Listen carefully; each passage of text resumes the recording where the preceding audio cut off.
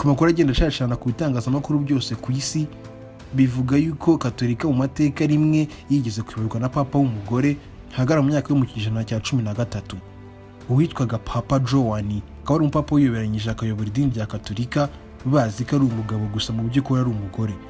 Inkuru nyinshi zajya wumva bavuga ngo yapfuye ari kubyara, bamwe bakavuga yuko yaje guterwa inda atabiteguye ndetse iyo nda kuyihisha bikaza kumunanira akaza gupfa ari kuyibyara. Izindi nkuru zivuga yuko yaje kwicwa ubwo byari bikimara kumenyekana yuko hari umupapa w'umugore kuyobora Katolike kandi bari bazi ko ari umugabo. Ese muri izi nkuru zicicikana ni ukuri cyangwa si ukuri? Wowe uteze amatwi Ozone TV muri kano kanya, niba wumva ino nkuru igushishikaje kora subscribe kuri Ozone TV ubundi ubasha kureba ibiganiro byose bicukumbuye bica kuri ino channel ndetse n'amakuru yose agezweho aca kuri iyi channel ya Ozone TV.